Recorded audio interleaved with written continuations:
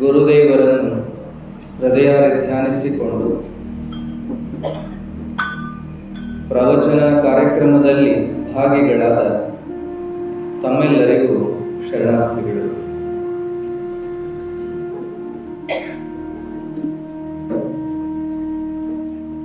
ಶರಣರ ಮಹಿಮೆಗಳನ್ನು ನಾವು ನಿನ್ನೆ ದಿವಸ ನೋಡ್ತಾ ಇದ್ವಿ.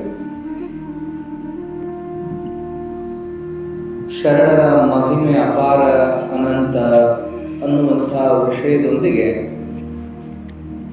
ಅನೇಕ ಘಟನಾವಳಿಗಳನ್ನು ಕೇಳ್ತಾ ಇದ್ವಿ. ಎಲ್ಲ ಮಹಾತ್ಮರ ಜೀವನದಲ್ಲಿ ಅಂಥ ಪವಾಡಗಳು ನಡೆದಿರುವಂಥದ್ದು. ನಾವೆಲ್ಲ ಶ್ರಾವಣದಲ್ಲಿ, ಸಂಕ್ರಮಣದಲ್ಲಿ ಯಾರೆಲ್ಲ ಮಹಾತ್ಮರ ಚರಿತ್ರೆಗಳನ್ನು ಕೇಳ್ತೀವಿ, ಆ ಚರಿತ್ರೆಗಳಲ್ಲಿ ಪವಾಡಗಳನ್ನು ಅವಶ್ಯವಾಗಿ ನಾವು ಕೇಳ್ತೀವಿ. ಪವಾಡಗಳ ಬಗ್ಗೆ ಬಂದಾಗ ಕೆಲ ಜನ ನಂಬ್ತಾರೆ, ಕೆಲ ಜನ ನಂಬುವುದಿಲ್ಲ, ಕೆಲ ಜನ ಅದನ್ನು ವಿಮರ್ಶೆ ಮಾಡ್ತಾರೆ, ಇನ್ನು ಕೆಲ ಜನ ಇರಬಹುದೇನೋ ಅಂತ ಉದಾಸೀನ ಮಾಡ್ತಾರೆ. ಅದು ಅವರವರ ಭಾವಕ್ಕೆ ಬಿಟ್ಟಂಥದ್ದು. ಪವಾಡಗಳ ಬಗ್ಗೆ ಹೇಳ್ತಾ ಒಬ್ಬರು ತಮ್ಮ ಅಭಿಪ್ರಾಯವನ್ನು ಹೇಳ್ತಿದ್ರು. ಇಲ್ಲದನ್ನ ಇದ್ದ ಹಾಗೆ ಮಾಡಿ ತೋರಿಸುವಂಥ, ಸತ್ತದ್ದನ್ನ ಬದುಕಿಸುವಂಥ, ಆಗಲಾರದ್ದನ್ನೇ ಮಾಡಿ ತೋರಿಸುವಂಥ ಯಾವ್ಯಾವುದೋ ಕೈಚಳಕದ ವಿಚಾರಗಳನ್ನು ನಾವು ಪವಾಡ ಅಂತ ಹೇಳೋದಕ್ಕಿಂತ ನಾವು ಸಹಜವಾಗಿ ಜೀವನದಲ್ಲಿ ನಡೀತಕ್ಕಂಥ, ನೋಡ್ತಕ್ಕಂಥವುಗಳನ್ನು ಪವಾಡ ಅಂತ ಹೇಳಬಹುದಲ್ಲ ಅಂತಿದ್ರು. ಅತ್ಯಂತ ಕ್ರೂರಿಯಾಗಿದ್ದವ ಎಲ್ಲರ ಬಗ್ಗೆ ವಿಶೇಷ ಪ್ರೇಮವನ್ನು ಬೆಳೆಸ್ಕೊಂಡ ಅಂದರೆ ಅದನ್ನು ನಾವು ಪವಾಡ ಅನ್ಬೇಕು. ದಟ್ಟ ದರಿದ್ರ ಆತ ಜವಾಬ್ದಾರಿಯಿಂದ ದುಡಿಲಿಕ್ಕತ್ತ ಅಂದರೆ, ಮನೆತನದ ಜವಾಬ್ದಾರಿಯನ್ನು ಹೊತ್ತು ನಡೆದ ಅಂದರೆ ಅದನ್ನು ಪವಾಡ ಅನ್ಬೇಕು. ಸೋಮಾರಿಯೊಬ್ಬಾತ ಬಹುಬೇಗ ಹೇಳೋದನ್ನು ರೂಢಿ ಮಾಡಿಕೊಂಡ ಅಂದರೆ ಅದನ್ನು ಪವಾಡ ಅಂತ ಹೇಳಬೇಕು. ಜಿಪುಣಾಗ್ರೇಸರ, ಜಿಪುಣರಲ್ಲಿ ಜಿಪುಣನಾದವ ಕೈ ಎತ್ತಿ ಏನೋ ದಾನ ಮಾಡ್ತಾ ಇದ್ದಾನೆ ಅಂದರೆ ಅದನ್ನು ಪವಾಡ ಅಂತ ಅನ್ಬೇಕು. ಇಂಥವುಗಳನ್ನು ನಾವು ಪವಾಡ ಅಂತ ನೋಡಬೇಕು ಅಂತ ಹೇಳ್ತಾ, ಮುಂಜಾನೆ ಆಗೋದೇ 7-8 ಗಂಟೆಗೆ ಅಂತ ತಿಳಿದ ಜನ ಪ್ರವಚನ ತಪ್ಪಿಸ್ಕೊಳ್ತೀವಿ. ಅಜ್ಜವ್ರ ಪ್ರವಚನ ಬೆಳಗಿನ ನಸಕನ್ಯಾಗ 6:30 ಚಾಲುವಾದ್ರೆ 7:30 ಮುಗಿದು ಹೋಗ್ತದ, ಅದಕ್ಕೆ ದೌಡ್ ಹೇಳಬೇಕು ಅಂಥೇಳಿ 4 ಗಂಟೆಗೇನೆ ಎದ್ದು ಸಜ್ಜಾಗಿ ಜನ ಬಂದು ಸೇರೋದ್ರೊಳಗಾಗಿ ಜಗ ಹಿಡಿಬೇಕು ಅಂತ ಓಡಾಡಿದ್ರಲ್ಲ ಸಿದ್ದೇಶ್ವರಪ್ಪಗಳವರ ಪ್ರವಚನ ಸಂದರ್ಭದಲ್ಲಿ, ಇದನ್ನು ಪವಾಡ ಅನ್ಬೇಕು ಅನ್ನುವ ಕೆಲ ಮಾತುಗಳನ್ನು ನಾವು ಕೇಳ್ತಾ ಬರ್ತೀವಿ. ಹೌದು, ಇದು ಪವಾಡವೇ, ಹಾಗಂತ ಅದು ಪವಾಡ ಅಲ್ಲ, ಇದು ಪವಾಡ ಅಂತ ನಾವೇನು ಸಿದ್ಧ ಮಾಡಿ ಹೇಳ್ತಾ ಹೋಗುವ ಅವಶ್ಯಕತೆ ಇಲ್ಲ. ನಮ್ಮ ಅನುಭವಕ್ಕಿಲ್ಲ ಅಂತಂದದ್ದನ್ನು ನಾವು ಅಲ್ಲಗಳಿಬಾರದು. ನಮ್ಮ ಅನುಭವಕ್ಕಿಲ್ಲಪ್ಪ ಅದು, ಇಷ್ಟು ಹೇಳಿದ್ರೆ ಸಾಕು. ಆದರೆ ಅದನ್ನು ಸಿದ್ಧ ಮಾಡಿ ತೋರಿಸುವಂಥದ್ದೇನಿಲ್ಲ. ಏನು ಸಿದ್ಧ ಮಾಡಿ ತೋರಿಸ್ಲಿಕ್ಕೆ ಬರ್ತದೆ ನಮ್ಮ ಕಡೆಯಿಂದ? ಯೋಗಿ ಆತ್ಮಕಥೆಯಲ್ಲಿ ಪರಮಹಂಸ ಯೋಗಾನಂದರು ಬರೀತಾರೆ. ಎಂತೆಂಥ ಘಟನೆಗಳನ್ನು ಬರೀತಾರೆ ಅಂದರೆ ನಾವು ಅದನ್ನು ನಂಬಲಿಕ್ಕೂ ಆಗೋದಿಲ್ಲ. ಇಂಥವೆಲ್ಲ ಮಹಾತ್ಮರ ಗರಡಿ ಒಳಗೆ ನಡೀತಾವು ಅಂತ ಹೇಳ್ತಾರೆ. ಅವರ ಗುರುಗಳು ಅವರನ್ನ ಒಮ್ಮೆ ಎಲ್ಲಿಗೋ ಕರ್ಕೊಂಡು ಹೋಗಿ ತೋರಿಸ್ತಾರ. ಹಿಮಾಲಯದ ದಟ್ಟ ಹಿಮಾಲಯದ ಭಾಗ ಕರ್ಕೊಂಡು ಹೋಗಿ ಅಲ್ಲಿ ತೋರಿಸ್ತಾರಂತೆ. ಒಂದು ಬಂಗಾರದ ಅರಮನೆಯನ್ನು ತೋರಿಸ್ತಾರಂತೆ. ನೋಡು ಅಂತ ಅವರು ಕೈ ತೋರಿದಲ್ಲೇ ಒಂದು ದೊಡ್ಡ ಅರಮನೆ ನಿರ್ಮಾಣವಾಗಿತ್ತು. ಹಿಮಾಲಯದಲ್ಲಿ ಒಂದು ಬಂಗಾರದ ಅರಮನೆ ಜಗಮಗಸ್ತಿತ್ತಂತ. ಏನಿದು ಆಶ್ಚರ್ಯ, ಇಲ್ಲಿ ಇದನ್ನ ಕಟ್ಟಿದವರು ಯಾರು, ಇಲ್ಲಿ ಯಾಕೆ ಕಟ್ಟಿದ್ರು, ಇಲ್ಲೇನದರ ಅವಶ್ಯಕತೆ ಇತ್ತು, ಏನೇನೋ ವಿಚಾರಗಳನ್ನು ಇವರು ಕೇಳಿದಾಗ ಗುರುಗಳು ಬೇಕಾದ್ರೆ ಹೋಗಿ ನೋಡಪ್ಪ ಅಂತ ಹೇಳಿದರು. ಹೌದು ಅಲ್ಲೋ ಏನೋ ಎತ್ತ ಅಂತ ಅಲ್ಲೆಲ್ಲ ಅಡ್ಡಾಡಿ ನೋಡಿದ್ರೆ, ಮುಟ್ಟಿ ನೋಡಿದ್ರೆ ಸತ್ಯ ಬಂಗಾರದ ಅರಮನೆಯೇ. ಮುಂದೇನೇನೋ ಮುಂದುವರಿತದ ಕಥೆ. ಸ್ವಾಮಿ ರಾಮ ಅನ್ನುವ ಪುಣ್ಯಾತ್ಮರು ಹಿಮಾಲಯದ ಮಹಾತ್ಮರ ಸನ್ನಿಧಿಯಲ್ಲಿ ಅನ್ನುವ ಕೃತಿಯಲ್ಲಿ ಬರೀತಾರೆ, ಗುರುಗಳ ಜೊತೆಗಿದ್ರೂ ಲೌಕಿಕ ಸುಖಭೋಗದ ಕಡೆ ಹೆಚ್ಚು ಲಕ್ಷ್ಯ ಇದ್ದಂಥ ಇವರಿಗೆ, ಅಂದ್ರೆ ಉಡಬೇಕು, ತೊಡಬೇಕು, ಉಣಬೇಕು, ಆಡಬೇಕು, ಐಷಾರಾಮಿ ಇರಬೇಕು ಅನ್ನುವ ಇವರ ಸ್ವಭಾವವನ್ನು ನೋಡಿ ಗುರುಗಳು ಏನು ಮಾಡ್ತಾರಂತ, ಬಾಯಿಲ್ಲೆ ಅಂತ ಕರ್ಕೊಂಡು ಹೋಗಿ ದಟ್ಟ ಹಿಮಾಲಯದಲ್ಲಿ ತಮ್ಮ ಬಲಬದಿಗೆ ತೋರಿಸ್ತಾರ. ನೋಡಿಲ್ಲಿ ಅಂತ ಕೈ ತೋರಿದಲ್ಲಿ ಒಂದು ದೊಡ್ಡ ಅಗ್ನಿ ಕುಂಡ ನಿರ್ಮಾಣ ಆಗಿತ್ತಂತ. ದಗ ಅಂತ ಕುಂಡದಿಂದ ಅಗ್ನಿ ಹೊರಚಿಮ್ತಿತ್ತು. ಹಂಗ ಇನ್ನೊಂದು ಎಡಗಡೆ ಭಾಗಕ್ಕೆ ತೋರಿದ್ರು, ಅಲ್ಲಿ ಬಂಗಾರದ ರಾಶಿ ಇತ್ತು. ಗುರುಗಳು ಹೇಳಿದರು ಶಿಷ್ಯನಿಗೆ, ಅಧ್ಯಾತ್ಮದ ಮಾರ್ಗ ನಿನಗೆ ನಿಜಕ್ಕೂ ಪ್ರೀತಿ ಇದ್ರ, ನನ್ನ ಶಿಷ್ಯನಾಗಿ ನೀನು ಮುಂದುವರಿಬೇಕು ಅಂತಿದ್ರ, ನೀನು ಸೀದಾ ಹೋಗಿ ಆ ಅಗ್ನಿ ಕುಂಡದೊಳಗೆ ಬೆದ್ದು ಬಿಡು ಅಂತ ಹೇಳಿದರು. ವಾಲ್ಯನೋದಿತ್ತು, ಸುಖಭೋಗನ ಬೇಕು, ಐಶ್ವರ್ಯನೇ ಬೇಕು ಅಂತಿದ್ರ ಎಡಗಡೆ ಇರುವ ಬಂಗಾರದ ರಾಶಿಯನ್ನ ತಗೊಂಡು ಹೋಗು ಅಂತ ಹೇಳಿದರು. ಅವಾಗ ಸ್ವಾಮಿ ರಾಮ ಎಡಕ್ಕೊಮ್ಮೆ ಬಲಕ್ಕೊಮ್ಮೆ ನೋಡ್ಕೋಂತ ವಿಚಾರ ಮಾಡಿದ. ಬೆಂಕಿನ ಹೋಗಿ ಅಪಗೊಂಡ್ರೆ ಏನಾಕದ, ಬಂಗಾರವನ್ನು ಹೋಗಿ ಅಪಗೊಂಡ್ರೆ ಏನಾಕದ ಅಂತ ವಿಚಾರ ಮಾಡಿದ. ಬೆಂಕಿಯ ಬಂಗಾರದ ಎರಡೂ ವಿಚಾರಗಳನ್ನು ತನ್ನೊಳಗ ಚಿಂತನೆ ಮಾಡಿಕೊಳ್ಳಾಗಿ, ಏನು ನಾನು ಸಿರಿ ಸಂಪತ್ತನ್ನು ಅಪಗೊಂಡ್ರೂ ಕೊನೆಗೊಮ್ಮೆ ಎಲ್ಲವನ್ನು ಬಿಟ್ಟು ಹೋಗ್ಬಿಡ್ತೀನಿ, ತಂದು ದೇಹನ ತಗೊಂಡು ಹೋಗಕ್ಕಾಗೋದಿಲ್ಲ ಸತ್ತಾಗ, ಇನ್ನು ಇವನ್ನೆಲ್ಲ ಏನು ಒಯ್ಯಕ್ಕೆ ಸಾಧ್ಯದ, ನಾನು ಕೊನೆಗೂ ನಾನು ಅಗ್ನಿಗರ್ಪಣ ಆಗಲೇಬೇಕು, ಭೂಮಿಗರ್ಪಣ ಆಗಲೇಬೇಕು. ಹಂಗಾಗಿ ಹೀಗೆ ನನ್ನನ್ನು ನಾನು ಅರ್ಪಣೆ ಮಾಡಿಕೊಂಡ್ರೆ ಗುರುವಿನ ಕೃಪಾ ನನಗೆ ಅಕ್ಕದಲ್ಲ ಅಂತ ಹೇಳಿ ಅವರು ಸೀದಾ ಹೋಗಿ ಅಗ್ನಿಕುಂಡದೊಳಗೆ ಬೀಳ್ತಾರೆ. ಅಗ್ನಿಕುಂಡದೊಳಗೆ ಬೀಳೋಣ, ಅಗ್ನಿಯೆಲ್ಲ ನಂದಿ ಹೋಗ್ತದೆ, ಉರಿಯೆಲ್ಲ ಆರಿ ಹೋಗ್ತದೆ. ಆವಾಗ ರಾಮ ಮತ್ತಲ್ಲೆಲ್ಲ ಸುತ್ತ ನೋಡಿದರೆ ಯಾವ ಅಗ್ನಿನೂ ಇಲ್ಲ, ಕುಂಡನೂ ಇಲ್ಲ, ಯಾವ ಬಂಗಾರದ ರಾಶಿನೂ ಇಲ್ಲ. ಇದೇನು ಗುರುವೇ ಅಂದಾಗ ಗುರುಗಳಂದ್ರು, ಇವೆಲ್ಲ ತೋರಿ ಅಡಗುವಂಥವಪ್ಪ, ಇದಕ್ಕೆಲ್ಲ ಆಸೆ ಮಾಡಬಾರ್ದು ಅಂಥೇಳಿ ಮತ್ತೆ ತಮ್ಮ ಸ್ಥಾನಕ್ಕೆ ಅವರನ್ನು ಕರ್ಕೊಂಡು ಹೋಗ್ತಾರ ಅಂಥೇಳಿ. ಇಂಥವು ಅನೇಕ ಪವಾಡಗಳನ್ನು ನಾವು ಅವ್ರ ಜೀವನದಲ್ಲಿ ಕೇಳ್ತಾ ಓದ್ತಾ ಬರ್ತೀವಿ. ಹಂಗೆ ನಾವು ಪವಾಡಗಳನ್ನು ತೆಗೆದುಹಾಕ್ಲಿಕ್ಕೂ ಆಗೋದಿಲ್ಲ. ಯಾಕಂದ್ರೆ ಎಂಥೆಂಥವು ನಡಿಲಿಕ್ಕೆ ಸಾಧ್ಯದ ಅದಕ್ಕೆ ಹೇಳಿದಾರಲ್ಲ, ಕಂಡುದನೆ ಕಂಡು ಗುರುಪಾದವ ಹಿಡಿವಲ್ಲಿ ಕಾಣದುದ ಕಾಣಬಹುದು ಅಂತ ಹೇಳ್ತಾರೆ. ಅಲ್ಲಮಾಪ್ರಭುಗಳು ಹೇಳ್ತಾರೆ,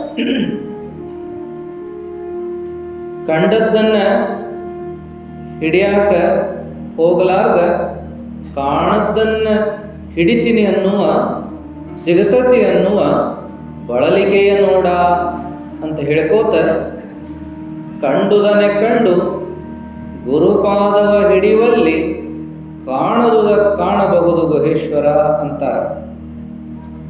ಗುರುಪಾದವನ್ನ ನಾವು ಹಿಡಿದ್ರೆ, ಶ್ರದ್ಧೆಯಿಂದ ನಂಬಿದ್ರೆ ಕಾಣ್ಲಾರದ ಸಹಿತ ನಮಗೆ ಕಾಣ್ತತಿ ಅಂತಾರಂದ್ರೆ ಪವಾಡಗಳನ್ನು ನಾವು ಸುಳ್ಳಂತ ಹೆಂಗೆ ಅನ್ನೋದು.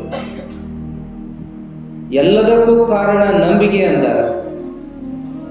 ನಂಬು ನಂಬೆಲೋ ಮನವೇ ಹಂಬಲಿಸದಿರು ಬರಿದೆ, ನಂಬಿಕೆಯು ಕಾರಣವು ಸಾಂಬನೊಲಿಯುವುದಕ್ಕೆ ಅಂತ. ದೇವರು ಒಲಿಯಾಕೂ ನಂಬಿಕೆ ಬೇಕು. ದೇವರು ಒಲಿಯುವುದು ಬೇಡ, ದೇವರು ಅನ್ನಾಕು ನಮಗೆ ನಂಬಿಕೆ ಬೇಕು. ನಂಬಿಗಿದ್ರೆ ಯಪ್ಪ ದೇವರ ಅಂತೀವಿ. ನಂಬಿಕೆನೇ ಇಲ್ಲ ನಮ್ಮ ಮನಸ್ಸಿನಾಗ ಅಂದ್ರೆ ನಾವು ದೇವರ ಎಲ್ಲಿ ಅಂತೀವಿ. ನಂಬಿಕೆ ಮನುಷ್ಯನಿಗೆ ಬಹಳ ಮುಖ್ಯ ಬೇಕಾಗ್ತದ. ನಂಬಿಕೆಯಿಂದ ಏನ್ ನಡೀತದ ಅಂತ ಹೇಳಿ, ನಂಬಿಕೆಯಿಂದಲೇ ಜಗತ್ ನಡೆದದ, ನಂಬಿಕೆಯಿಂದಲೇ ಜೀವನ ನಡೆದದ. ಇಂದೊಳ್ಳೇದಾಗ್ಲಿಕ್ಕೆ ನಾಳೊಳ್ಳೇದಾಗ್ತದನ್ನೋ ನಂಬಿಕೆ ನಮ್ಮನ್ನು ಮುನ್ನಡೆಸ್ಯದ. ಹಿಂಗಿದ್ದಾಗ ನಂಬಿಕೆಯಿಲ್ಲ ಜೀವನ ಇಲ್ಲ. ಹಾಗಾಗಿ ನಾವು ಜೀವನದ ಬಗ್ಗೆ ನಂಬಿಕೆಯನ್ನ, ದೇವರ ಬಗ್ಗೆ ನಂಬಿಕೆಯನ್ನ, ಗುರುವಿನ ಬಗ್ಗೆ ನಂಬಿಕೆಯನ್ನ, ಧರ್ಮದ ಬಗ್ಗೆ ನಂಬಿಕೆಯನ್ನ ಇಟ್ಕೊಳ್ಳೋದ್ರಿಂದ ನಮಗೇನು ನುಕ್ಸಾನ್ ಆಗೋದಿಲ್ಲ, ನಮಗೇನು ಲಾಭ ಆಗ್ಲಿಕ್ಕಿಲ್ಲ. ಆ ದೇವರು ನಂಬಿದ್ದೆವು, ಈ ಗುರುಗಳು ನಂಬಿದ್ದೆವು, ನಮಗೇನಾಗಲಿಲ್ಲ, ಏನಾಗೋದು ಬೇಡ ನಮಗೆ, ಯಾವ ಲಾಭ ಆಗೋದು ಬೇಡ ನಮಗೆ. ನಂಬಿಕೆಯನ್ನು ಇಟ್ಕೊಂಡು ಹೋಗೋದ್ರಿಂದ ನಮ್ಮ ಜೀವನ ಸಮಾಧಾನಕರವಾಗಿ ಸಾಕ್ತದಲ್ಲ, ನಮ್ಮ ಜೀವನಕ್ಕೆ ಏನೋ ಒಂದು ಆಸರದ ಅನ್ನುವಂಥ ಒಂದು ಭಾವನೆ ನಮಗೆ ನೆಮ್ಮದಿಯಿಂದ ಇರಕ್ಕೆ ಅವಕಾಶ ಮಾಡಿ ಕೊಡ್ತದಲ್ಲ. ಹಾಗಾಗಿ ನಾವು ಅದನ್ನು ನಂಬಬೇಕು ಅಂತೇಳಿ ನಮ್ಮ ಮನಸ್ಸು ನಿಶ್ಚಿಂತೆಯಿಂದ ಇರಾಕ, ಸಮಾಧಾನದಿಂದ ಇರಾಕ ನಮಗಿವೆಲ್ಲ ನಂಬಿಕೆಗಳು ಕಾರಣ ಆಗ್ತವೆ. ಒಮ್ಮೊಮ್ಮೆ ನಾವು ತಾತ್ವಿಕವಾಗಿ ವಿಚಾರಗಳನ್ನು ಕೇಳುವಾಗ ನಾವಂತೂ ಎಲ್ಲ ಗುರುಗಳ ಹತ್ರ ಬೆಳೆದು ಬಂದಿದ್ದೀವಿ. ಪಟ್ಟದೇವರು ಸಹಿಯೇ, ವಿರಕ್ತರು ಸಹಿಯೇ, ವೇದಾಂತಿಗಳು ಸಹಿಯೇ, ಎಲ್ಲರ ಹತ್ರನೂ ನಾವು ಹೇಳಿ ಕೇಳಿ ಓದಿ ಬರೆದು ಅಭ್ಯಾಸ ಮಾಡಿಕೊಂಡೇ ಬಂದಿರೋದ್ರಿಂದ ವೈಚಾರಿಕವಾಗಿಯೂ ನಾವು ವಿಚಾರ ಮಾಡ್ತೀವಿ, ಅದರ ಜೊತೆಗೆ ಭಕ್ತಿಯಿಂದಲೂ ವಿಚಾರ ಮಾಡ್ತೀವಿ. ವಿಚಾರ ಮಾಡಬೇಕು. ಪೂರಾ ನಾವು ಮೂಢನಂಬಿಕೆಯನ್ನು ಒಪ್ಪೋದಿಲ್ಲ. ಹಾಗಂತ ವೈಚಾರಿಕ ಅನ್ಕೊಂಡು ಭಕ್ತಿಯನ್ನು ಅಲ್ಲಗಳೆಯಂಗಿಲ್ಲ. ಅದಕ್ಕಾಗಿ ಭಕ್ತಿಯಿಂದಲೇ ಎಷ್ಟೆಲ್ಲ ನಡೆದದ ಜಗತ್ನ್ಯಾಗ ಅನ್ನೋದನ್ನು ನೋಡ್ತೀವಿ. ಅದನ್ನ ಹೆಂಗೆ ತೆಗೆದಾಕ ಬರ್ತದೆ ನಿಮ್ಮ ಕಡೆಯಿಂದ. ಅದಕ್ಕಾಗಿ ಭಕ್ತಿ, ಶ್ರದ್ಧೆ ಮತ್ತು ಸಾಧನೆ, ಸಿದ್ಧಿ, ನಂಬಿಕೆ ಏನದಾವಲ್ಲ, ಇವೆಲ್ಲ ಏನೋ ಒಂದು ಚಮತ್ಕಾರವನ್ನು ಜಗತ್ತಿನೊಳಗೆ ಮಾಡ್ಕೋತದಾವು. ಅವನ ಹೆಂಗೆ ನಾವು ತೆಗೆದುಹಾಕುವಂತಹದ್ದು ಅದ್ಭುತವಾದ ಪವಾಡ ನಮ್ಮೊಳಗೂ ನಡೆದದಲ್ಲಿ. ರೊಟ್ಟಿ ಪಲ್ಯ ಬಾಯಿಗೆ ಹಾಕಿದ್ರೆ ಅದು ಹೊಟ್ಟ್ಯಾಗ ಹೋಗಿ ರಗತಾಗ್ತದಂದ್ರೆ ಪವಾಡಲ್ಲದೆ ಮತ್ತಿನ್ನೆಂತ ಅದ್ಭುತ ಪವಾಡ. ಯಾವ ವಿಜ್ಞಾನಿಗಳು ಕೂಡ ಇವತ್ತಿಗೂ ರೊಟ್ಟಿ ಪಲ್ಯ ಮಿಷನ್ಗೆ ಹಾಕಿ ರಕ್ತ ಬರುವಂಥದ್ದನ್ನು ಕಂಡೇ ಹಿಡಿದಿದೆ. ಆದ್ರೆ ದೇವರ ಸೃಷ್ಟಿ ಒಳಗೆ ಎಂಥ ಅದ್ಭುತ ಅಂದ್ರೆ ಇವತ್ತಿಗೂ ನಡೆದ ಪವಾಡಿದು. ಬಾಯಿಗೆ ಅನ್ನ ಹಾಕಿದ್ರೆ ಹೊಟ್ಟ್ಯಾಗದ ರಕ್ತ. ರೊಟ್ಟಿ ಪಲ್ಯ ಅನ್ನ ಅಲ್ಲ, ಏನಾರ ಹಾಕ್ರಿ ಬಾಯಿಗೆ ನೀವು, ಅದು ಹೋಗಿ ರಗತಾಗ್ಲಿಕ್ಕತ್ತದ. ಎಲ್ಲವೂ ಆಗ್ಲಿಕ್ಕಿಲ್ಲ. ಆದ್ರೆ ಬಹುಪಾಲು ಎಲ್ಲ ಪದಾರ್ಥಗಳು ಕೂಡ ರಕ್ತವಾಗಿ ಮಾರ್ಪಡ್ತದ ಅಂತಂದ್ರೆ ಎಂಥ ಪವಾಡ ನೋಡ್ರಿ. ಇವತ್ತಿಗೂ ನಡೆದದ, ನಿಮ್ಮ ಒಳಗನ ನಡೆದ. ಮತ್ತು ಕಣ್ಣೆಂಥ ಪವಾಡ ಅಂತಂದ್ರೆ ಸುಮ್ಮನೆ ಹಿಂಗೆ ರೆಪ್ಪೆ ತೆಗೆದ್ರೆ ಸಾಕು ಎಟ್ಟೆಲ್ಲ ಕಾಣ್ತದೆ. ಈ ಕಡೆಯಿಂದ ಹಿಡ್ಕೊಂಡು ಈ ಕಡೆ ಮಠ ಬ್ಯಾನ್ ಹಿಂದದ್ದು ಬಿಟ್ರೆ ಮುಂದಿಂದೆಲ್ಲ ಕಾಣ್ತದೆ. ನಾವು ಎಷ್ಟು ಚಲೋ ಕ್ಯಾಮ್ರಾ ಇದ್ದದ್ದು ಮೊಬೈಲ್ ತಗೊಂಡು ಹಿಡಿದ್ರೂ ಕಾಣಲಾರ್ದಂಥದ್ದು ಸುಮ್ಮನೆ ರೆಪ್ಪೆ ತೆಗೆದ್ರೆ ಇಷ್ಟೆಲ್ಲ ಕಾಣಕ್ಕೆ ಶುರುವಾಗ್ತದೆ. ಎಷ್ಟು ಬಣ್ಣಗಳನ್ನು ಗುರುತಿಸ್ತದೆ ಈ ಕಣ್ಣು, ಎಷ್ಟು ವೈವಿಧ್ಯತೆಯನ್ನು ಗುರುತಿಸ್ತದೆ ಈ ಕಣ್ಣು. ಬರೀ ಒಂದು ಉಸಿರು ತಗೊಳ್ಳೋದ್ರಿಂದ ಏನೆಲ್ಲ ಕಂಡು ಹಿಡಿತದ, ಕೆಟ್ಟ ಒಳ್ಳೆಯ ವಾಸನೆ ಅಷ್ಟ ಅಲ್ಲ, 60 ಪ್ರಕಾರದ ವಾಸನೆಗಳನ್ನು, ವಿವಿಧ ವಾಸನೆಗಳನ್ನು ಕಂಡುಹಿಡಿಯುವಂಥ ಶಕ್ತಿ ಮುಗಿಗದ. ಏನೇನೆಲ್ಲ ಅದ್ಭುತಗಳನ್ನು ವಿಜ್ಞಾನ ಹೇಳ್ತದೆ. ಸಂದರ್ಭ ಬಂದಾಗ ನಾವು ಇವನ್ನೆಲ್ಲ ಹೇಳ್ಕೊತ ಬಂದೆವು. ಆಮೇಲೆ ನರಗಳದ್ದು ಹೇಳ್ತಾರಲ್ರಿ, ನರಕ್ಕೆ ನರ ಜೋಡಿಸಿದ್ರೆ ಇಡೀ ಭೂಮಿಗೆನ ಉಡದಾರ ಹಾಕಬಹುದಂತ. ಎಷ್ಟು ನರ ಇದ್ದೈತಿ ಈ ದೇಹದೊಳಗೆ. ಏನೇನೋ ಹೇಳ್ತಾ ಕೇಳ್ತಾ ಹೋಗೋದನ್ನ ನೋಡಿದಾಗ ಇದು ನಮಗೆ ಪವಾಡ ಅನಿಸ್ತದ. ಹಂಗೇನು ಅದೇತು ಬಿಡ, ಯಾರು ನರಕ್ಕೆ ನರ ಜೋಡಿಸಿ ಭೂಮಿ ಉಡದಾರ ಹಾಕಕ್ಕೆ ಹೋಗ್ಯಾರು ಅಂತ ವಿಮರ್ಶೆ ಮಾಡೋದಿಲ್ಲ. ನಾವೆಲ್ಲ ಆನಂದ ಪಡ್ತೀವಿ. ಹೌದಲ್ಲ, ಇಷ್ಟು ನರಗಳು ನಮ್ಮ ದೇಹದೊಳಗೆ, ಅದಕ್ಕೆ ನರಮಾನವ ಅಂದಾರ ನಮಗೆ. ಮತ್ತು ಮನುಷ್ಯರ ಎಂಥ ಅದ್ಭುತ ಅಂದ್ರೆ, ಸುಮ್ಮನೆ ಕಣ್ಣು ಮುಚ್ಚಿ ಯಾವ್ದಾರ ಜಮಖಂಡೋ ಬಾಗಲಕೋಟೋ ಅಂದ್ರೆ ಮನಸ್ಸು ಅಲ್ಲೇ ಇರ್ತದೆ. ಅಲ್ಲೇ ನಮಗೆ ಬೇಕಾಗಿರ್ತದಲ್ಲ, ಅದ ಕಣ್ಣು ಮುಂದೆ ಬಂದು ಕುಂದಿರ್ತದ. ಅಂದ್ರೆ ಎಂಥ ಅದ್ಭುತ. ಹಂಗಾಗಿ ಈ ಶರೀರವನ್ನು ನೋಡ್ಕೊಂಡ್ರೆ ಎಂಥ ಪವಾಡಗಳು ಈ ದೇಹದೊಳಗೆ ನಡೆದಾವಲ್ಲ ಅಂತ ಅನಿಸ್ತದೆ ನಮಗೆ. ಅದಕ್ಕಾಗಿ ಯಾವುದನ್ನು ನಾವು ಸತ್ಯ ಸುಳ್ಳು ಅಂತ ಹೇಳ್ತಾ ಹೋಗುವಂಥದ್ದು. ಜಗತ್ತಿನೊಳಗೆ ಎಲ್ಲದಕ್ಕೂ ಅವಕಾಶ ಇದೆ. ದೇವರ ಸೃಷ್ಟಿ ಒಳಗೆ ಎಲ್ಲ ನಡೆದದು. ಹಂಗಾಗಿ ನಾವು ಸಾಧ್ಯವಾದರೆ ನಂಬಬೇಕು, ಆಗದೇ ಇದ್ರೆ ಸುಮ್ಮನೆ ಇರಬೇಕು. ಸುಮ್ಮನೆ ವಿಮರ್ಶಾ ತರ್ಕ ಹೊರಗಚ್ಚುವುದು ಅಂತ ಹೋಗಿ ತಲೆ ಕೆಡಿಸ್ಕೊಳ್ಳೋದಕ್ಕಿಂತ ನಾವು ನಂಬಿ ಆನಂದದಿಂದ ಬದುಕೋದು ಬಹಳ ಒಳ್ಳೆಯದಂತೇಳಿ. ಪವಾಡಗಳು ಅಂತ ಬಂದಾಗ ಮಹಾತ್ಮರ ಜೀವನದಲ್ಲಿ ಅವು ಸಹಜವಾಗಿ ನಡೀತಾ ಬಂದಾವ. ನಿಮ್ಮ ಜೀವನದಾಗ ನಡೀತಾವ. ಆದ್ರೆ ನಾವು ಯಾರ್ಯಾರ ಹೇಳಿದಾರ ನಂಬುದಿಲ್ಲ ಯಾರು. ಕಂಡಿನ ಹೇಳಂತ ಹಂಗ ಹೇಳ್ತಾನ, ಹೇಳ್ತಾಳಕ್ಕೆ ಹಂಗ ಅಂತ. ಯಾಕಂದ್ರೆ ಮಹಾತ್ಮರನ್ನ ಒಂದು ಹಂತದೊಳಗಿಟ್ಟು, ಒಂದು ಸ್ಥಾನದೊಳಗಿಟ್ಟು ನಾವು ನೋಡ್ತೀವಿ ಅಂದಾಗ ನಮಗೆ ಅಲ್ಲಿ ಭಕ್ತಿ ಬರ್ತದೆ, ಅಭಿಮಾನ ಬರ್ತದೆ. ಆದರೆ ನಮಗೆ ಅವ್ರ ಬಗ್ಗೆ ಅಭಿಮಾನನೂ ಇಲ್ಲ, ಭಕ್ತಿನೂ ಇಲ್ಲ ಅಂದಾಗ ಆ ಪವಾಡಗಳು ನಮಗೆ ಪವಾಡ ಅನ್ಸದೇ ಇಲ್ಲ. ಆ ಕತೆ ಹೇಳ್ತಾರ ನಂಬಿಕೆ ಬಹಳ ಮುಖ್ಯದ. ನಂಬಿದ ಒಂದು ಕಲ್ಲು ಸಹಿತ ದೇವರಾಗಿ ಕಾಣ್ತದೆ, ಮಣ್ಣು ಸಹಿತ ದೇವರಾಗಿ ಕಾಣ್ತದೆ, ನೀರು ಸಹಿತ ದೇವರಾಗಿ ಕಾಣ್ತದೆ. ನಂಬಿಕೆನ ಇಲ್ಲ ಅನ್ನೋದಾದ್ರೆ ದೇವರ ಸಹಿತ ಕಲ್ಲಾಗಿ ಕಾಣ್ತದೆ. ಹೀಗಾಗಿ ನಂಬಿಕೆಯಿಂದಲೇ ಏನೆಲ್ಲವೂ.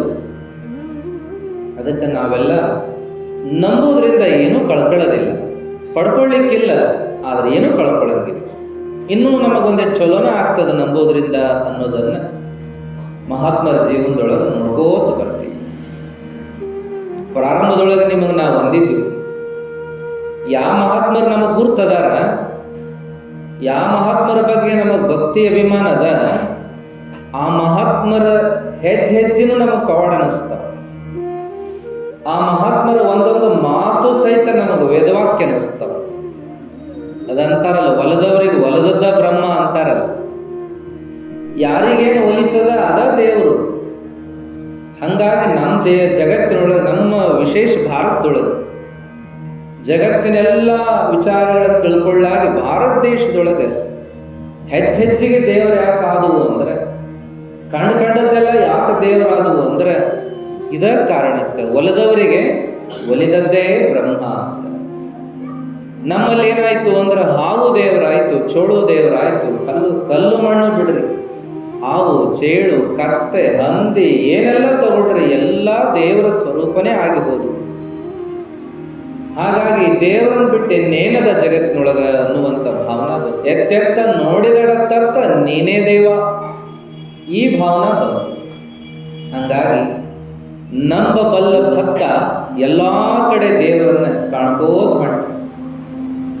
ಎಲ್ಲಾ ಕಡೆ ಕಾಣ್ತಾನಂದ ಮೇಲೆ ಗುರುವಿನೊಳಗೆ ಕಾಣೋದಿಲ್ಲ, ಯಾವ ದೇವರು ಮಾತಾಡೋದಿಲ್ಲ. ಗುರುಗಳು ಮಾತಾಡ್ತಾರಲ್ಲ, ಗುರುಗಳು ಕಷ್ಟಕ್ಕೆ ಆಗತಾರಲ್ಲ, ಪರಿಹಾರ ಹೇಳ್ತಾರಲ್ಲ, ಸ್ಪಂದಿಸ್ತಾರಲ್ಲ, ಆಶೀರ್ವಾದ ಮಾಡ್ತಾರಲ್ಲ ಅನ್ನೋ ಕಾರಣಕ್ಕಾದರೂ ಗುರುವಿನ ಮೇಲೆ ದೇವರಿಗಿಂತಲೂ ಭಕ್ತಿ ಬೆಳೆಯಾಕ ಕಾರಣ. ಚನ್ನವೀರ ಶರಣರು ಇಂಥ ಭಕ್ತಿ ಬೆಳೆಸ್ಕೊಂಡ್ರ ಅಂದ್ರೆ ಬಹಳ ಭಕ್ತಿ ಬೆಳೆಸ್ಕೊಂಡ್ರು ಗುರುವಿನ ಬಗ್ಗೆ ವಿಶೇಷವಾಗಿ. ಮರಿಶಾಂತವೀರ ಸ್ವಾಮಿಗಳು ಅವರಿಗೆ ದೀಕ್ಷಾ ಅನುಗ್ರಹ ಮಾಡಿದ್ರು. ಆ ದೀಕ್ಷಾ ಅನುಗ್ರಹವನ್ನು ಪಡೆದಂಥ ಇವರು ಅವ್ರ ಮೇಲೆ ಎಲ್ಲೆಲ್ಲರ ಪ್ರೀತಿ ಭಕ್ತಿ ಇಟ್ಕೊಂಡಿದ್ದರು. ಅವರಿಗೆ ಸ್ವತಃ ಕೈಮುಟ್ಟಿ ಮೈಮುಟ್ಟಿ ಸೇವಾ ಮಾಡ್ತಿದ್ರು. ಅವರಿಗೆಲ್ಲ ಪೂಜಾಕ್ಕೆ ವ್ಯವಸ್ಥೆ ಮಾಡೋದು, ಪ್ರಯಾಣಕ್ಕೆ ವ್ಯವಸ್ಥೆ ಮಾಡೋದು, ವಿಶ್ರಾಂತಿಗೆ ವ್ಯವಸ್ಥೆ ಮಾಡೋದು, ಮತ್ತು ಹಂಗ ಬೆಂಗಾವಲಾಗಿ ಇದ್ದೇ ಬಿಡೋದು. ಅವ್ರ ಜೊತೆಗೆ ರಾಮನ ಜೊತೆಗೆ ಹನುಮ ಇದ್ದ ಹಾಗೆ ಗುರುವಿನ ಜೊತೆಗೆ ಶರಣರು ಅಷ್ಟು ನಡ್ಕೊಂಡ್ರು. ಒಮ್ಮೊಮ್ಮೆ ಏನು ಪ್ರೀತಿ ಬರ್ತಿತ್ತೋ ಅಂಗೈಯೊಳಗೆ ಕರ್ಪೂರ ಹಚ್ಚಿಕೊಂಡು ಗುರುವಿಗೆ ಬೆಳಕೋತ ನಿಂತು ಬಿಡವರು. ಗುರುವಿಗೆ ಬೆಳಕೋತ ನಿಂತರ ಗುರುಗಳು ಏನು ಹೇಳಿದ್ರು ಅವರಿಗೆ ಕೇಳ್ತಿರ್ಲಿಲ್ಲ, ಅಷ್ಟು ತಲ್ಲೀನರಾಗ್ಬಿಡ್ತಿದ್ರಂತ. ಗುರುವಿಗೆ ಹಂಗ ಬೆಳಗಿ ಸಮಾಧಾನ ಆಗುವವರೆಗೂ ಬೆಳಗಿ ಅವರನ್ನೇ ಪ್ರದಕ್ಷಿಣೆ ಹಾಕಿ ಆಮೇಲೆ ಅವರು ಕುಂದಿರ್ತಿದ್ರಂತ. ಇದನ್ನ ನೋಡಿ ಯಾರೋ ಒಬ್ರು ನಾನು ಹಂಗೆ ಗುರುಗಳು ಮಾಡ್ಬಿಡ್ತೀವಿ ಅಂತ ಕೈಯಾಗ ಕಪ್ರ ಹಚ್ಕೊಂಡ್ಗಳೇನೆ ಯಪ್ಪ ಅಂತ ಕೈ ಜಾಡಿಸಿದ್ರು ಸಹಿತ ಕೈಯಾಗ ಒಂದು ಗುಳ್ಳೆದ್ದಿತ್ತಂತ. ಶರಣರಿಗೆ ಕೇಳಿದ್ರಂತ, ಹ್ಯಾಂಗ್ರಿ ನೀವು ಎಷ್ಟೋ ತಕ್ಕ ಕಪ್ರ ಹಚ್ಕೋತೀರಿ ಕೈಯಾಗ, ಏನೇನೋ ಆಗೋದಿಲ್ಲ ನಿಮಗ ಅಂತ ಹೇಳಿ. ಗುರುಗಳು ನಕ್ರೆ ವಿನಃ ಅವ್ರೇನು ಹೇಳಕ್ ಹೋಗಿಲ್ಲ. ಎಂಥ ಶ್ರದ್ಧಾ ಅಂದ್ರೆ ಅವ್ರ ದೇಹನೇ ಮರೆತು ಬಿಡ್ತಿದ್ರಂತ. ಗುರುವಿನ ಮೇಲೆ ಅಂಥ ಶ್ರದ್ಧಾ ಅವ್ರಿಗೆ. ಗುರುಗಳು ಎಲ್ಲಾರ ಪ್ರಯಾಣಕ್ಕೆ ಹೊಂಟ್ರೆ ಅವಾಗೆಲ್ಲ ಚಕ್ಕಡೆ ಅಡ್ಡಾಡುವಂಥದ್ದು. ಮೊದಲ ಶರಣರಿಗೆ ಚಕ್ಕಡೆ ಅಂದ್ರೆ ಬಹಳ ಪ್ರೀತಿ. ಎತ್ತುಗಳೆಲ್ಲ ಮೈ ಎಲ್ಲ ಸ್ವಚ್ಛ ತೊಳೆದು ಅವಕ್ಕೆ ಬತ್ತೆ ಹಚ್ಚಿ ಪೂಜೆ ಮಾಡಿ ಚಕ್ಕಡಿ ಕೊಳ ಕಟ್ಟಿ ಚಕ್ಕಡೆ ಗಾದಿ ಹಾಸಿ ತೆಕ್ಕೆ ಇಟ್ಟು ಗುರುಗಳಿಗೆ ಅನುಕೂಲ ಆಗುವಂಗೆಲ್ಲ ಮಾಡಿ ಕೊನೆಗೆ ಬಿಸಿಲಾದ್ರೆ ಛತ್ರಿ ಹಿಡಿಬೇಕು ಅಂತ ಅಲ್ಲೇ ಇಟ್ಟು ಸಜ್ಜು ಮಾಡಿ ಗುರುಗಳನ್ನ ಕುಂದ್ರಿಸಿ ಅವ್ರ ಹಿಂದೆ ನಡ್ಕೋತ ಹೋಗ್ಬೇಕು, ಎಲ್ಲಿಗೆ ಹೋದ್ರೂ ಸಹಿತ. ಮುಂದೆ ಗುರುಗಳು ಪೂಜಾಕ್ಕೆ ವ್ಯವಸ್ಥೆ ಮಾಡಿ ತಾವು ದೂರ ನಿಂತು ಗುರುಗಳು ಪೂಜೆ ಆದ್ಮೇಲೆ ಬಂದು ಸಾಷ್ಟಾಂಗ ನಮಸ್ಕಾರ ಮಾಡಿ ಗುರುಗಳು ಕೊಟ್ಟು ಪಾದೋದಕ್ಕೆ ತಗೊಂಡ ಮೇಲೆ ಮುಂದೆ ಪ್ರಸಾದ ಇತ್ಯಾದಿ ಮಾಡೋದು. ಗುರುಗಳು ಏನು ಅಪ್ಪಣೆ ಮಾಡಿದ್ರು ಹೂಯಪ್ಪ ಅಂತ ಅನ್ನೋದು ಮಾಡೋದು. ಮತ್ತೊಂದು ಮಾತಾಡಂಗೆ ಇಲ್ಲ. ಶರಣ ಇಲ್ಲ ಒಂಚೂರು ನಿಲ್ಲಪ್ಪ ಅಂದ್ರೆ ಸಾಕು, ನಿಂತ ಬಿಡೋದು. ಎಲ್ಲಿವರೆಗೂ ನಿಲ್ಲದಂದ್ರೆ ಚೇ ಅದಕ್ಕೇನು ಲೆಕ್ಕಿಲ್ಲ. ಕಾರ್ಯಕ್ರಮ ನಡೆದಾಗಂತೂ ಬರೀ ಶರಣರ ಕುಂದ್ರಿ ಅಂದ್ರೆ ಕುಂದ್ರಂಗೆ ಇಲ್ಲ, ನಿಂತ ಬಿಡೋದು ಕಲ್ಲೇ ಮೊದಲ. ಎಷ್ಟು ನಿಲ್ತಿದ್ರು ಅಂದ್ರೆ ಗುರುವಿನ ಮುಂದೆ ಕುಂದ್ರಬಾರ್ದಂತ ಅವರು. ಒಮ್ಮೆ 8 ತಾಸಾತಂತ ಕಾರ್ಯಕ್ರಮ ಮುಗಿಯೋದು. ನಿಂತಿದ್ರು ಕಾಲನ್ನು ದಮ್ಮಾಗಿದ್ವಂತೆ. ನಿಲ್ಲಾಕ ಬರದಂಗೆ ಮರಗಟ್ಟಿ ಹೋಗ್ಬಿಟ್ಟಿದ್ವು, ಅಷ್ಟೇ ಊದ್ಕೊಂಡು ದಪ್ಪಾಗಿತ್ತು. ನೋಡ್ರಿ 1 ತಾಸು 4 ತಾಸು ಪ್ರಯಾಣ ಮಾಡ್ರಿ ಬಸ್ನಾಗ ಕುತ್ಕೊಂಡು.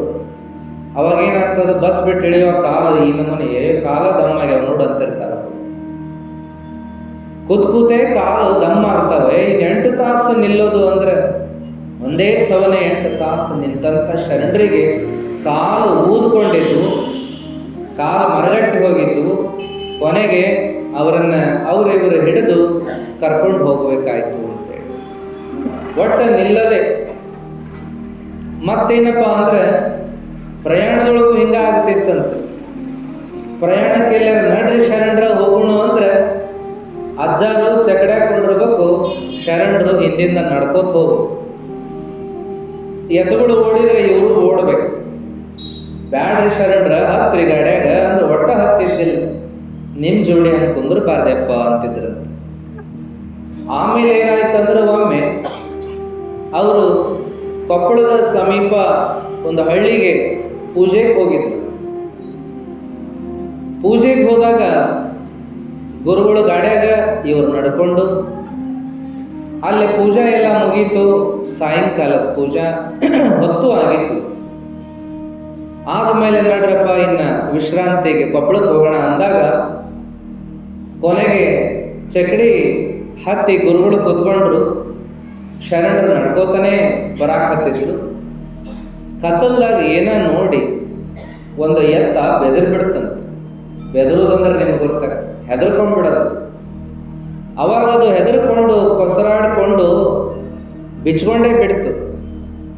ಕೊರಡು ಬಿಚ್ಕೊಂಡಿದ್ದನ್ನು ನೋಡಿದ ಶರಣರು ಒಮ್ಮೆಲೆ ಅವರು ಅಲ್ಲಿ ನಡ್ಕೋತಾನೆ ಹೊಂಟಿದ್ರಲ್ಲ, ಅದನ್ನು ನೋಡಿದವರ ನೊಗ ಹಿಡ್ಕೊಂಡು ಏನೋ ಮಾಡಿದ್ರು ಅದೇನು ಬಗ್ಗಲಿಲ್ಲ, ಎತ್ತ ಜಕ್ಕೊಂಡು ಹೋಗೇ ಬಿಡ್ತು. ಅವಾಗ ಅದನ್ನು ಬಿಡು ಅಂತೇಳಿ ಇನ್ನೊಂದು ಎತ್ತ ಇತ್ತಲ್ಲ, ಆ ಮಗಕ್ಕೆ ಇವರ ಹೆಗಲ್ಪಟ್ರಂತ. ಚಕಡಿ ಹೊಡೆಯವ ನಿಲ್ಲಿಸಿದ್ದ. ಬಹುಶಃ ಒಳಗಿನ ಕೂತು ಗುರುಗಳಿಗೆ ನಿಂತು ಬಂದಿರ್ಬೇಕೇನು, ವಿಶ್ರಾಂತಿ ತಗೊಂಡಿದ್ರೇನು ಗುರ್ತಾಗಲಿಲ್ಲ ಅವರಿಗೆ. ಗುರ್ತಾಗದಂಗೆ ನಡ್ಕೊಂಡ್ರೆ ಶರಣರು. ಎತ್ತೇನು ಹುಡುಕ್ಬೇಡ ಬರ್ತದಳತ್ತಾನ ಅಂಥೇಳಿ ಅವನು ಸನ್ನಿ ಮಾಡಿ ನೊಗಾನ್ ತಮ್ಮ ಹೆಗಲ ಮ್ಯಾಗ ಇಟ್ಟುಕೊಂಡು ನಡಿ ಕೊಪ್ಪಳದ, ಸುಮ್ಮನೆ ಗದ್ದಲ ಮಾಡಬೇಡ, ಗುರುಗಳು ವಿಶ್ರಾಂತಿ ತಗೊಳಕತ್ತಾರ ಅಂಥೇಳಿ ಹಂಗೆ ಕೊಪ್ಪಳಕ್ಕೆ ಬಂದ್ರಂತೆ. ಕೊಪ್ಪಳಕ್ಕೆ ಬಂದು ನಿಂತಾಗ ಕೊನೆಗೆ ಶರಣರು ನೊಗ ಕೆಳಗಿಳಿಸಿ, ಅವ ಯಥ ಬಿಚ್ಕೊಂಡ, ಇವ್ರು ನೊಗ ಕೆಳಗಿಳಿಸಿದ್ರು. ಆಮೇಲೆ ಶರಣರು ಹೋಗೇ ಬಿಟ್ರು ಒಳಗೆ. ಗುರುಗಳನ್ನು ನೋಡೋಕ್ಕಿಂತ ಮೊದಲ ಹೋಗ್ಬಿಟ್ರು. ಇವಾಗ ಗಾಡಿ ಓಡಿಸವ ಗುರುಗಳನ್ನ ಇಳಿಸಿಕೊಂಡು ಮುಂದೆ ಬಂದಾಗ ಗುರುಗಳು ಕೇಳಿದ್ರು, ಶರಣರು ಎಲ್ಲಾದ್ರಪ್ಪ? ಇಲ್ಲ, ಅವ್ರು ಒಳಗೆ ಹೋಗ್ಯಾರ. ಮತ್ತೆ ಇಲ್ಲಿ ಒಂದ ಎತ್ತ ಕಾಣಕತ್ತದಲ್ಲ, ಇನ್ನೊಂದೆಲ್ಲಿ ಹೋಯ್ತು ಅಂದ್ರು ಗುರುಗಳು.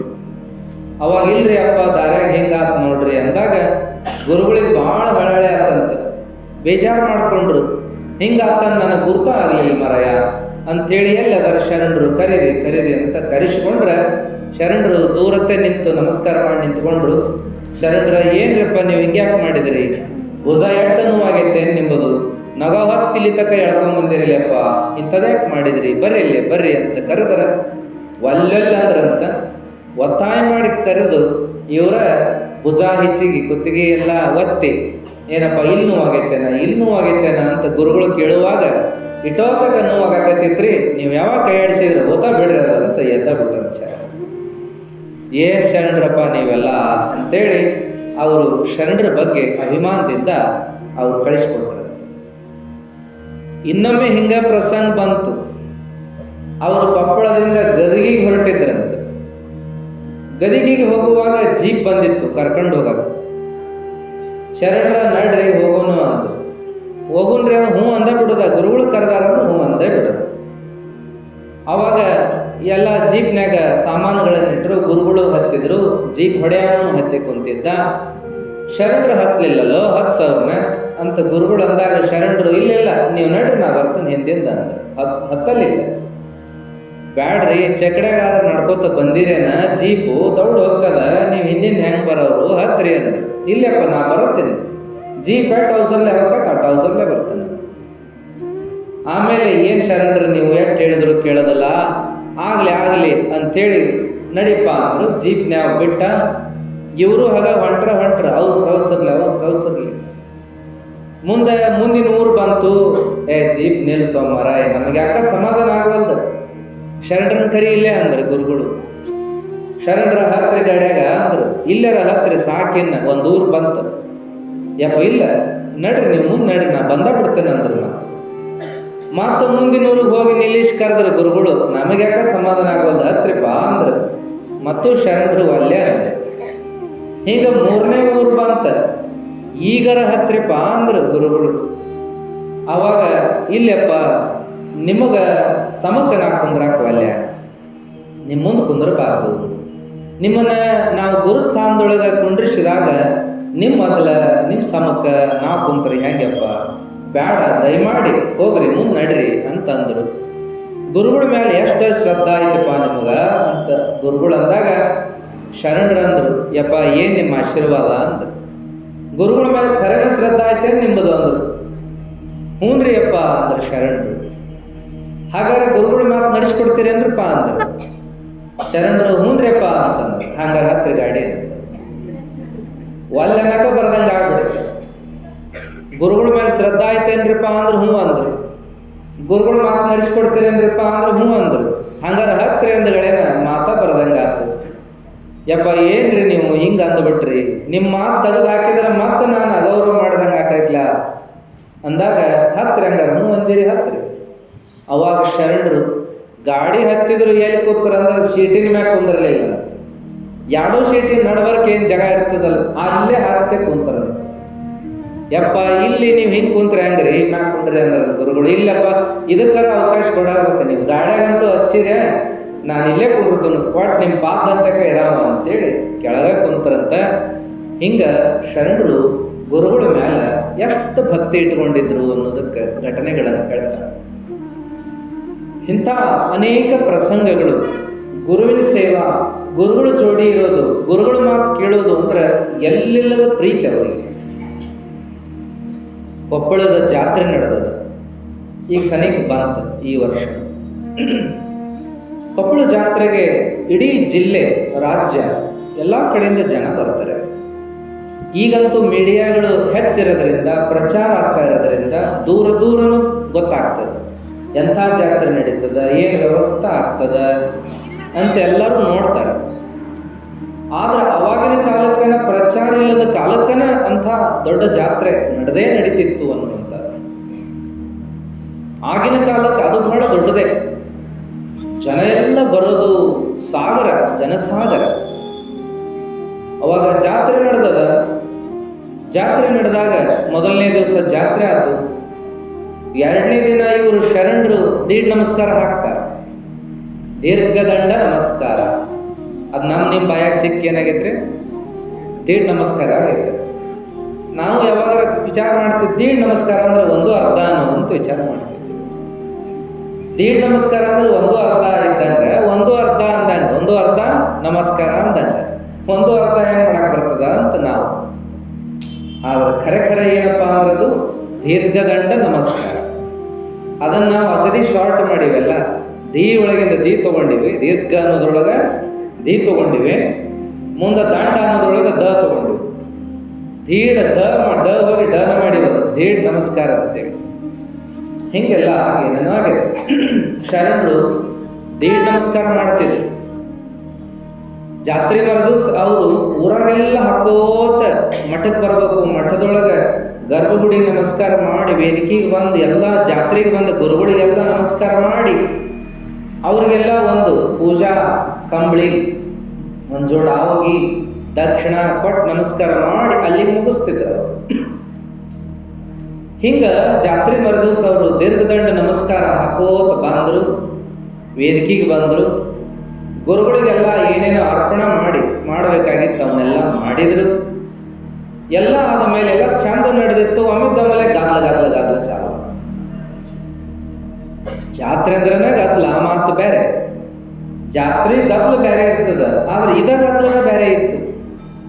ಅಂದ್ರೆ ಈಗೂ ಆಗ್ತಾವ, ಕುಡಿದು ಹೊಡೆದಾಡ್ತಿರ್ತಾರೆ, ಅದೊಂದು ಗದ್ಲು ನಡೆದಿರ್ತದೆ ಜಾತ್ರೆ. ಅದಲ್ಲ, ಇನ್ನು ಕೆಲವರು ನನ್ನ ಕಾಲ್ ತೊಳೆದು ನಿನ್ನ ಕಾಲ್ ತೊಳೆ ಹೊಡೆದಾಡ್ತಾವ. ಈರ್ಷ್ಯಾ ದ್ವೇಷ ತಂದು ಆ ಜಾತ್ರೆಗೆ ಹಾಕಿರ್ತಾವ. ಇನ್ಯಾವ್ಯಾವ ಏನಪ್ಪಾ ಅಂತಂದ್ರೆ ಏನೋ ತೇರಿ ಒಗಿಯುವುದನ್ನ ಯಾರ್ದೋ ತೆಲಿಗೆ ಹೋಗೋದು ಜಗಳ ಮಾಡಿರ್ತಾವ.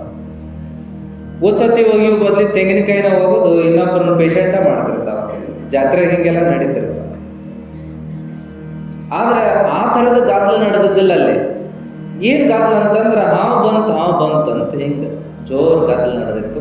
ನೀ ಸರಿ ನಾ ಸರಿ ನುಗ್ಸಾಟ ಗದ್ದೆಲ್ಲ ಸಿಕ್ಕೊಂಡು ಹಾವರ ಏನು ಸಮಾಧಾನಲೆ ಹೊಂಟಿರ್ತೈತೆ ಅದೇನು, ಅದು ಸಳ ಎಲ್ಲರ ಕಾಲ ಆಯುವಾಗ ಎಲ್ಲ ಜಗದಾಟ, ಚೀರಾಟ, ಕೂಗ್ಯಾಟ. ಶರಣರು ಏನಾದ್ರಪ್ಪ ಅಂತ ನೋಡ್ಬಿಡ್ದಾನ ಹಾವು ಅನ್ನೋ ಶಬ್ದ ಕಿವಿಗೆ ಬಿತ್ತು. ಎತ್ತಾಗ ಅಂದ್ರು ಇತ್ತಾಗ ಅಂತ ಕೈ ಮಾಡಿದ್ರೆ ಗಪ್ನ ಓಡಿ ಹೋಗಿ ಹಾವು ಹಿಡ್ದ ಬಿಟ್ಟ ಶರಣರು.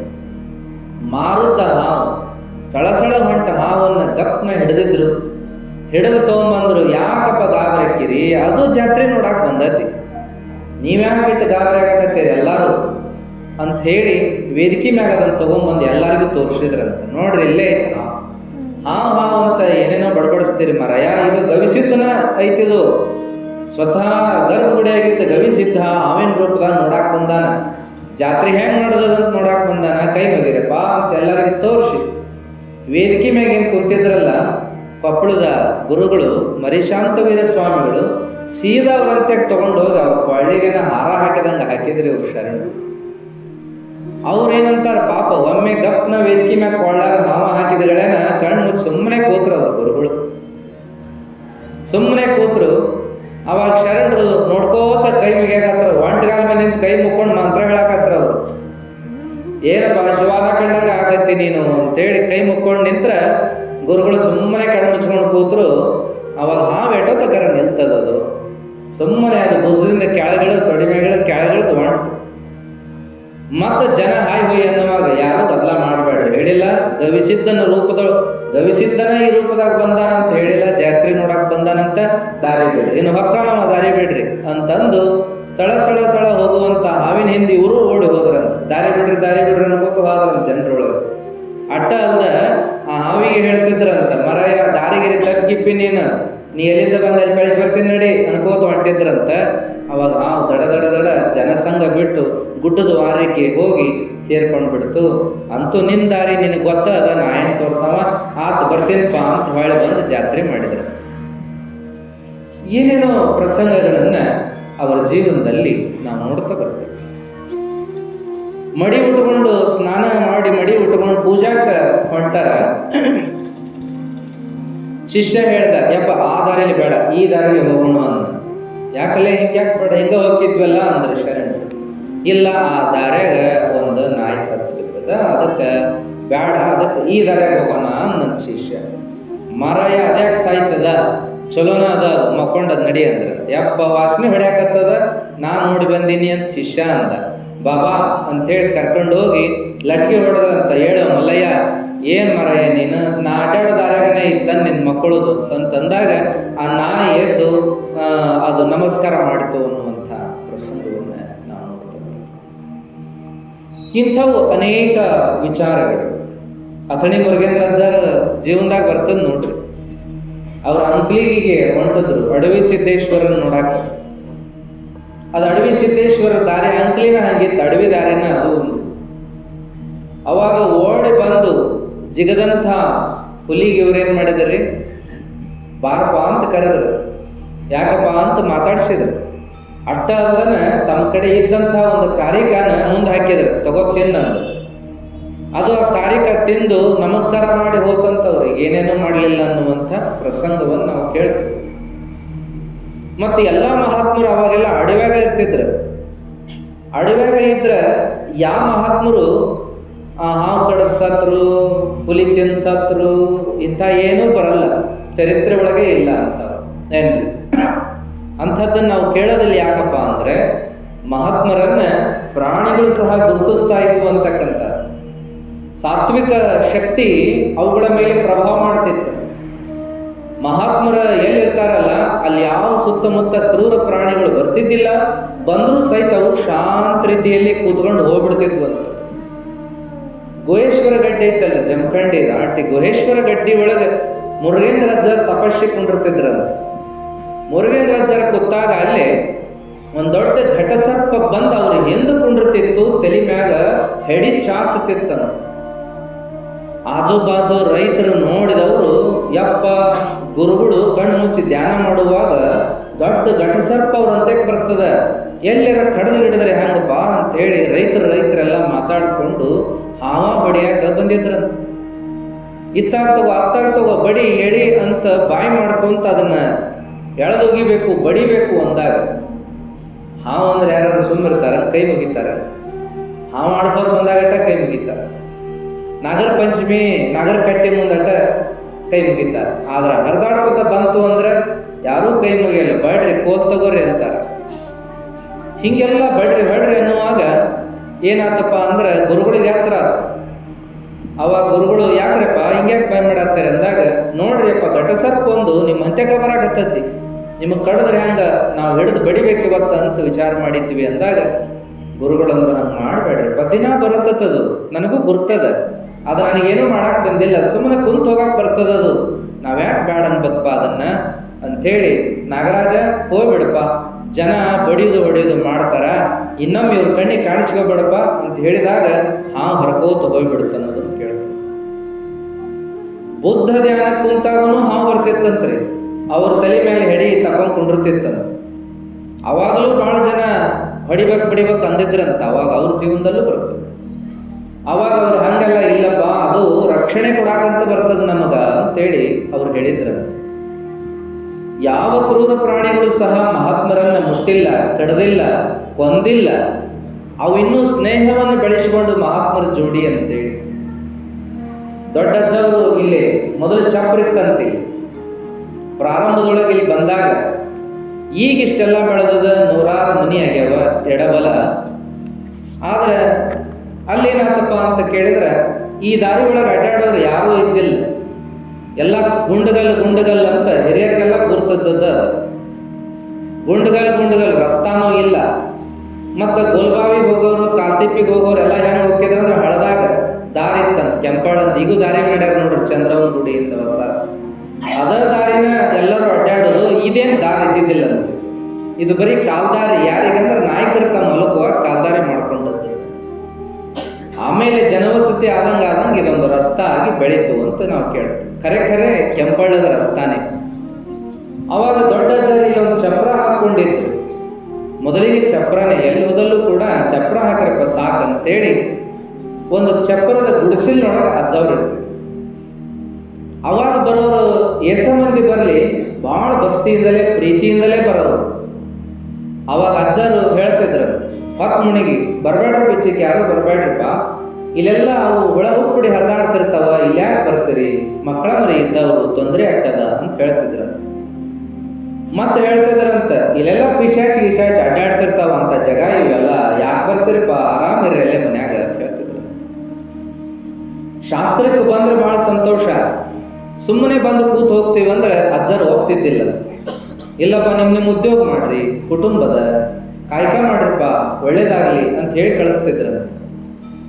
ಅದನ್ನ ಸಣ್ಣ ಅಜ್ಜವ್ರು ಹಂಗೆ ಅಂತಿದ್ದಿಲ್ಲ ಅಂತ. ಯಾಕ್ರಪ್ಪ ಹೊರಗೆ ಹಾಕ್ಯಾರನ, ಅದಕ್ಕೆ ಬಂದಿರನ ಅಂತ ಹೇಳಿ ಬೈದ ಕಳ್ಸೋರು. ಹೋರ್ ಉದ್ಯೋಗ ಮಾಡಿದವ್ರು ಅಂತಿದ್ರು ಸಣ್ಣ ಅಜ್ಜವ್ರು.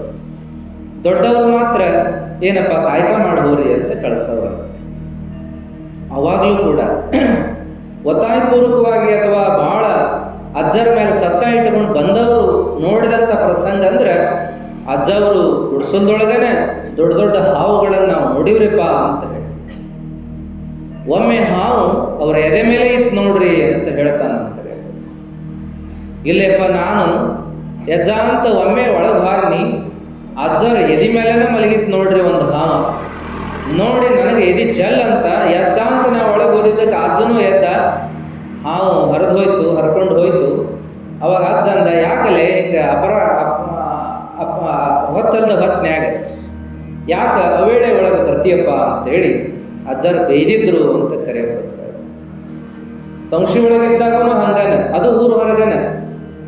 ಅಜ್ಜರು ಜನಸಂಘ ಬೇಡ ಅಂತ ಊರು ಹೊರಗನೆ ಇರೋರು. ಈಗ ಊರು ಮತ್ತೆ ಏನಾಗೈತೆ ಅಂದ್ರೆ ಮಠ ದಾಟಿ ಊರು ಹೋಗೈತೆ ಮತ್ತೆ. ಅಲ್ಲಿ ಕೂಡ ಬೆಳವಣಿಗೆ ಆ ಕಡೆನೂ ಹಂಗೇನೆ, ತೀರ್ದಾಳದೊಳಗೂ ಹಂಗೇನೆ. ಎಲ್ಲಿ ಹೋದ್ರು ಊರು ಬಿಟ್ಟು ಹೊರಗೆ ಅಜ್ಜವರು ಆಶ್ರಮಗಳನ್ನು ಮಾಡಿಕೊಂಡು ಉಳಿದದ್ದು. ಹೀಗೆಲ್ಲ ಮಹಾತ್ಮರ ಜೀವನಗಳು ನೋಡಿದಂಗೆ ಯಾವ ಪ್ರಾಣಿಗಳು ಗುರುಗಳನ್ನು ತೊಂದರೆ ಮಾಡಲಿಲ್ಲ, ಗುರುಗಳಿಗೆ ತೊಂದರೆ ಕೊಡಲಿಲ್ಲ ಅನ್ನುವಂಥ ಪ್ರಸಂಗಗಳು ಬರ್ತಾವ. ಹಿಂಗೆ ಚನ್ನವೀರ ಶರಣರ ಜೀವನದೊಳಗೆ ಹಿಂಗೆಲ್ಲ ನಡ್ಕೊಂಡು ಬರ್ತಾವ. ಸ್ವಾಮಿ ರಾಮ ಅವರ ಕಥೆಯೊಳಗೂ ಬರ್ತದೆ. ಅವರು ಹಿಮಾಲಯದೊಳಗೆ ಅಡ್ಡಾಡ್ಕೊತ ಹೋಗುವಾಗ ಕ್ರೂರ ಪ್ರಾಣಿಗಳನ್ನು ಸಾಕಷ್ಟು ನೋಡ್ತಾರೆ. ಕ್ರೂರ ಪ್ರಾಣಿಗಳು ಯಾವ ಏನೂ ಮಾಡಿಲ್ಲ ಅಂತಾನೆ ಬರೀತಾರೆ. ಜೊತೆಗೆ ಅವ್ರು ವಾಕಿಂಗ್ ಹೋಗುವಾಗ ಜೊತೆಗೆ ಹಿಂದಿಂದ ಬರ್ತಿದ್ವು. ಹೊಳ್ಳಿ ವಾಕಿಂಗ್ ಮುಗಿಸಿ ನಮ್ಮ ಗವಿಗೆ ನಾವು, ತಮ್ಮ ಗವಿಗೆ ತಾವು ಹೊಕ್ಕಿದ್ವು ಅಂತ ಬರೀತಾರೆ. ಕರಡಿ, ಹುಲಿಯ ಪ್ರಸಂಗಗಳನ್ನು ಬರೀತಾರೆ. ಇನ್ನು ಶರಣರ ಏನ್ರಪ್ಪ, ಉಳುವಿ ಅಂತ ಉಳುವಿ ನೋಡ್ರಿ, ದಟ್ಟ ಅಡವ್ಯಾಗ ಐತಿ, ಹೋದವ್ರಿಗೆ ಗೊತ್ತಿರ್ತದೆ. ಅಂಥ ದಟ್ಟ ಅಡವ್ಯಾಗ ಚನ್ನಬಸವಣ್ಣವರು ಶರಣರು ಎಲ್ಲ ಇದ್ದು ಹೋದ್ರು ಅಂದ್ರೆ ಎಂಥ ಆಶ್ಚರ್ಯ. ಯಡಿಯೂರು ಸಿದ್ಧಲಿಂಗೇಶ್ವರರು ಹುತ್ತದಾಗ ಇದ್ರವರು. 1, 2 ಎಷ್ಟು ಹಾವುಗಳಿತ್ತು, ಹುತ್ತದಾಗ ಇದ್ದರು ನೋಡ್ರಿ ಶರಣರು. ಏನೇನೂ ಆಗಿದ್ದಿಲ್ಲ ಅವರಿಗೆ. ಕೊನೆಗೆ ಅವ ಏನು ಭಕ್ತ, ಗುರುಗಳು ಇಲ್ಲೇ ಕೂತಾರ ಅನ್ನೋದನ್ನ ಆಮೇಲೆ ನೆನಪು ಮಾಡಿಕೊಂಡಾಗ ಹಾಲಿನ ಅಭಿಷೇಕ ಮಾಡಿ ಹುತ್ತ ಕರಗಿಸಿ ಸಿದ್ಧಲಿಂಗೇಶ್ವರರನ್ನು ತನ್ನ ಮನೆಗೆ ಕರ್ಕೊಂಡು ಹೋಗ್ತಾನ ಅಂತ ಬರ್ತದೆ. ಹಾವಿನ ಜೊತೆಗೆ ಇದ್ರವರು ಏನು ಮಾಡಿದವು, ಏನೇನು ಮಾಡಿದರು. ಅಥಣಿ ಮುರುಗೇಂದ್ರ ಸರ್ ನಡ್ಕೋತ ಹೊಂಟಾಗ ಜೋಡ ಹೋರಿಗಳು, ಅಗದಿ ಮಸ್ತ್ ಕಟ್ ಹೋರಿಗಳೇನಪ್ಪ ಅಂದ್ರೆ ಅವು ಒಂದಕ್ಕೆ ಹಾಗ ಒಂದಕ್ಕೆ ತೊಡಕ್ ಮಾಡಿದ್ದಾರೆ. ಒಂದು ಬಿಟ್ಟು ಒಂದು ಆ ಕಡೆ ಜಕ್ಕೊಂಡು ಹೋಗ್ಬಾರ್ದು ಅಂತೇಳಿ ರೈತ ಅದನ್ನ ಹಿಡ್ಕೊಂಡು ಹೋಗುವಾಗ ಏನಾಯ್ತಂದ್ರೆ ಕಸರುಕೊಂಡು ಮೊದಲ ಹೋರೆವು ಮಸ್ತ್ ಕಟ್ ಹೋರಿ ರೈತನ ಕೈಯಾಗಿಂದ ಕೊಸರ್ಕೊಂಡು ಓಡಿ ಹೊಂಟ್ರ ರೈತನ ಹಿಡಿಯಕ್ಕಾಗಲಿಲ್ಲ. ಆದ್ರೆ ರೈತ ಬಾಯಿ ಮಾಡಕತ್ತ, ಸರ್ಕೋರಿ ಸರ್ಕೋರಿ ಅಂತ ಬಾಯಿ ಮಾಡಕತ್ತ.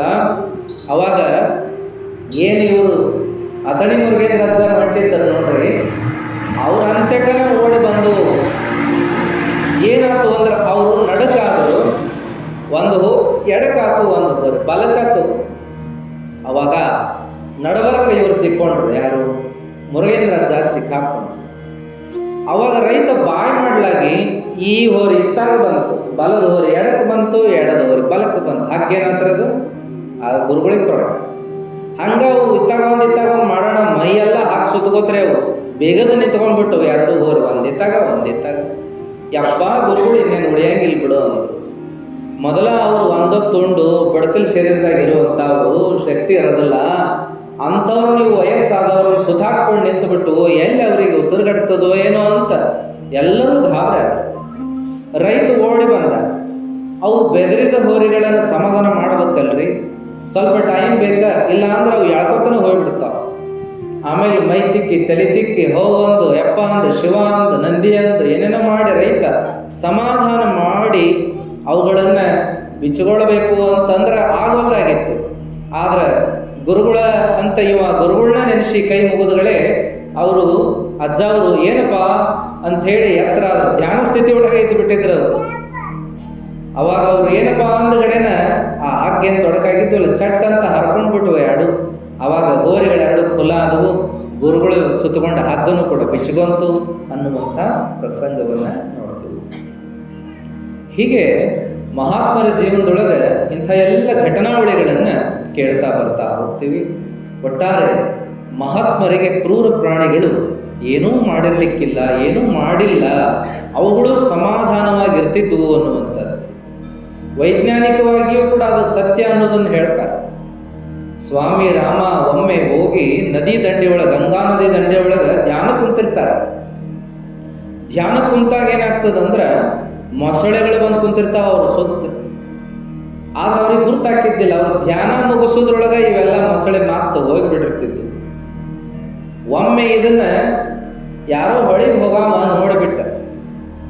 ನೋಡಿದನ್ನ ದೂರಿಂದ ಒಂದು ಫೋಟೋ ತಕೊಂಡು ಅದನ್ನ ತಕೊಂಡು ಪೇಪರಿಗೆ ಕೊಟ್ಟನಂತ. ಆ ಕಾಲಕ್ಕೆ ಫೋಟೋ ಕೊಟ್ಟಾಗ ಅದನ್ನ ಫೋಟೋದೊಳಗೆ ಪ್ರಚಾರ ಆಯ್ತು, ಅದು ಪೇಪರ್ನೇ ಪ್ರಚಾರ ಫೋಟೋ. ಇದನ್ನ ನೋಡಿ ಎಲ್ಲರೂ ಬರಾಕತ್ತಾರ ಜನ, ಯಪ್ಪ ಧ್ಯಾನ ಕುಂತಾರ ಸುತ್ತ ಮಸುಳಿ, ಏನಿದು ಹೆಂಗ. ಅವಾಗ ಅವ್ರಿಗೆಲ್ಲ ಹೇಳ್ತಾರ, ಏನಿಲ್ಲಪ್ಪ ಮಹಾತ್ಮರು ಇದ್ದ ಜಾಗದೊಳಗ ಎಂಥ ಕ್ರೂರ ಪ್ರಾಣಿ ಬಂದ್ರೂ ಶಾಂತ ಆಗ್ತಾವ, ಉಗ್ರ ಆಗೋದಿಲ್ಲ ಅವು ಅಂತೇಳಿ. ಭೂತ ಪ್ರೇತ ಪಿಶಾಚಿ ಬಂದರೂ ಸಹಿತ ಶಾಂತ ಆಗ್ತವ, ಕ್ರೂರ ಪ್ರಾಣಿಗಳು ಬಂದರೂ ಶಾಂತ ಆಗ್ತವ, ಅವ್ರಿಗೆ ಏನೇನೋ ಮಾಡೋದಿಲ್ಲವು ಅನ್ನುವಂಥ ವಿಷಯವನ್ನು ಅವ್ರು ಹೇಳ್ತಾರ. ನೀನು ಧ್ಯಾನದೊಳಗೆ ಉಳಿ, ನಿನಗೂ ಅದು ಸಾಧ್ಯ ಆಗ್ತದ ಅಂತ ಹೇಳಿರ್ತಕ್ಕಂಥದ್ದನ್ನು ನೋಡಿ. ಮುಂದೆ ಶಂಕರಾಚಾರ್ಯ ಪೀಠದವರು ಅವರನ್ನು ನಮ್ಮ ಮಠದ ಉತ್ತರಾಧಿಕಾರಿ ಆಗ್ರಿ ಅಂತ ಕೇಳಾಕ್ ಬರ್ತಾರೆ ಸ್ವಾಮಿ ರಾಮ ಅವರು. ಇವರು ಅಲ್ಲಿ ಅಂತಾರ, ಅವ್ರು ಒತ್ತಾಯ ಮಾಡ್ತಾರ. ಗುರುಗಳಿಗೆ ಕೇಳ್ತೀನಿ ಅಂತ ಕೇಳಿದಾಗ ಗುರುಗಳು ಅಂತಾರ, ಹೋಗು, ಆದ್ರೆ ನೀ ಏನು ಅಲ್ಲೆಲ್ಲಂಗಲ್ಲ ಬಾಳಿ ಬರ್ತೀಯ ಅಂತ. ಮತ್ತು ಹೊಕ್ಕಿದ್ರೆ ಹೋಗಪ್ಪ ಬೇಡ ನಂಗಲ್ಲ, ಆದರೂ ನೀ ಏನು ಅಲ್ಲೆಲ್ಲ ಬಾಳಿ ಬರ್ತೀಯ ಅಂದಂಗನ ಇವರು ಹೋಗಿ ಶಂಕರಾಚಾರ್ಯ ಪೀಠದ ಜಗದ್ಗುರುಗಳಾದರೂ ಸಹಿತ ಒಂದು 2-3 ತಿಂಗಳದಾಗ ವಾಲಿಪ ನಾನು ಅಲ್ಲೇ ಹಿಮಾಲಯದಾಗ ಇರ್ತೀನಿ ಅಂತ ಬಾಳಿ ಬರ್ತಾರೆ. ಇಂಥ ಎಲ್ಲ ಪ್ರಸಂಗಗಳನ್ನು ನೋಡಲಾಗಿ ನಿಜವಾಗಿಯೂ ಧ್ಯಾನ ಸ್ಥಿತಿ ಒಳಗಿದ್ರೆ ಯಾರಿಗೆ ಯಾವುದೂ ಕೂಡ ಏನೂ ಮಾಡಲಾರದು ಅಂತ. ಹೀಗೆ ಚನ್ನವೀರ ಶರಣರ ಜೀವನದೊಳಗೆ ಪ್ರಸಂಗಗಳು ಬರ್ತಾವನ್ನುವಂಥದ್ದನ್ನು ನಾವು ನೋಡ್ತೀವಿ. ಅಲ್ಲದೆ ಭಕ್ತರ ಜೀವನದೊಳಗೂ ಕೂಡ ಅವರು ಏನೆಲ್ಲ ಮಾಡಿದ್ರು. ಅವ್ರಿಗೆ ಭಜನಾ ಮೇಲೆ ಪ್ರೀತಿ ಅಂತ ನೀವು ನೋಡಾಕತ್ತಿದ್ವಿ ನಾವು. ಹಂಗ ಅವರು ರಾತ್ರಿ ಹೊತ್ತು ಒಂದು ಭಜನಾ ಮಾಡ್ಬೇಕು ಅನಿಸ್ತವ್ರಿಗೆ. ಅನಿಸಿದಂದುಗಳೇನ ಭಜನಾದವ್ರು ಬೇಕಲ್ಲ, ಪೇಟಿ ತಬಲಾ ಏನಾರು ಬೇಕಲ್ಲ ಅವರು. ಅವಾಗ ತಮ್ಮ ಶಿಷ್ಯಾಗ ಹೇಳಿದ್ರು, ಏ ಆನಂದಪ್ಪ ಆ ಭಜನಾದವ್ರನ್ನ ಒದರ್ಕಂಬ ಅಂತ ಹೇಳಿ. ಆನಂದಪ್ಪ ಟೈಮ್ ನೋಡ್ತಾನೋ, ಯಪ್ಪ ಭಾಳ ಹೊತ್ತಾಗೈತಿ, ಹೋಗಪ್ಪ ಅಂದ್ರೆ ಆಯ್ತಂತ ಹೇಳಿ ಇವ ಹೋಗಿ ಹನುಮಂತೇವ್ರ ಗುಡಿ ಮಕ್ಕೊಂಡಂತ ಭಜನಾ ಕಂಪ್ನಿನೆಲ್ಲ ಎಬ್ಬಿಸ್ಕೊಂಡ್ಬರ್ಬೇಕು ಅಂದಾಗ ಅವರೆಲ್ಲರೂ ಏನು ಮಾರಾಯ ಹೊತ್ತು ಗೊತ್ತಿಲ್ಲ, ಇಟ್ಟೊತ್ತನ್ಯಾಗ ಭಜನೆ ಮಾಡ್ಕೊತ ಕುಂತ್ರ ಬೆಳಗ್ಗೆ ಹರಿತೈತಿ, ಅಜ್ಜಾರ ದೌಡ್ ಬಿಡಾರ ಅಲ್ಲ ಅವರು. ಬೆಳಗ್ಗೆ ಹರಿತೈತಿ, ಈ ವಾಲ್ಪ ನಾವು ಬೆಳಗ್ಗೆ ಬರ್ತೀವಿ, ನಾವೇನು ವಾಲ್ವಿ ಅಂತೇಳಿ ಕಾಲು ದಶಿಗಿದ್ದ ಬೆಡ್ಶೀಟ್ ಚದ ಮಾತು ತುಂಬ ಹೊತ್ಕೊಂಡು ಮಕ್ಕಳು. ಆನಂದಪ್ಪ ಹೋಗಿ ಗುರುಗಳಿಗೆ ಹೇಳಿದೆ, ಇಲ್ಲ ಅವರು ಹೊತ್ತು ಭಾಳಕತ್ತಿ, ಈಗ ರಾತ್ರಿ ಭಾಳ ರಾತ್ರಿ ಆಗೈತಿ, ವಾಲಿನಾಕತ್ತಾರು ಅಂತಂದಾಗ ಶರಣರು ಹಿಂಗೆ ನಾನೇ ಬರ್ತೇನೆ ನಡಿ ಅಂತ.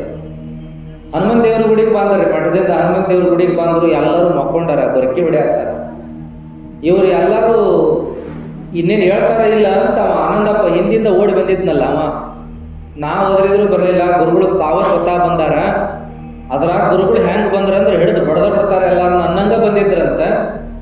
ಆನಂದಪ್ಪ ಏನು ಆಕತ್ತೇನ ಅಂತ ಬಂದ್ರೆ ಗುರುಗಳು ಏನು ಮಾಡಿದ್ರಂತ ಅಲ್ಲಿ ನಿಂತು ನೋಡಾಕತ್ತಾರ ಮಕ್ಕಂಡರ್ನ. ಅವಾಗ ಆನಂದಪ್ಪ ಚದರ್ ಜಗ್ ಎಬ್ಸಿದ, ಈ ಗುರುಗಳು ಬಂದಾರ ಹೇಳಿ. ಅವಾಗ ಮಕ್ಕೊಂಡವ್ರು ಗಾಬರಿಯಾಗಿ ಎದ್ದು ಕೂತರು, ಅವರ ಬಂದಾರ ಅಂದಗಳೇನು. ಅವ್ರು ಎದ್ದು ಕೂತು ಕಣ್ಣು ಒರೆಸಿಕೊಳ್ಳೋದನ್ನ ಇವ್ರೇನು ಮಾಡಿದ್ರು, ಗುರುಗಳು ಸಾಷ್ಟಾಂಗ ನಮಸ್ಕಾರ ಹಾಕಿದ್ರಂತೆ ಎಲ್ಲರಿಗೂ. ಭಾಳ ದೊಡ್ಡರಿದಿರಿಪ್ಪ, ಭಜನಾ ಮಾಡೋಣ ಬರ್ರಿ ಅಂತ ವಾಲ್ಯ ಅಂತ ತುಂಬ ಹೊತ್ಕೊಂಡಿರತ್ತೆ, ಭಾಳ ದೊಡ್ಡರದಿರಿ ಅಂತ ಸಾಷ್ಟಾಂಗ ನಮಸ್ಕಾರ ಹಾಕಿದ್ರು. ಇಲ್ರಿ ಅಪ್ಪ ಅಂತ ಕೂತವ್ರೆಲ್ಲ ಅನ್ನಕತ್ತಿದ್ರು. ಅನುಗುಣದನ್ನ ಏನು ಮಾಡಿದ್ರು ಅಂದ್ರೆ ಗುರುಗಳು ಅವರು ಏನು ಬಟ್ಟೆ ಹಾಕ್ಕೊಂಡಿದ್ರು, ಬಟ್ಟೆ ಎಲ್ಲ ಕಿತ್ತು ಎಸದವ್ರೆ ಒಂದೇ ಕೌಪಿನದ ಮ್ಯಾಲೆ ಆತ ಇನ್ನು ಮಾಡ್ರಿ ನಿಮ್ಮ ಭಜನಾ ನೀವು ಅಂತ ಹೊಂಟ ಬಿಟ್ರು.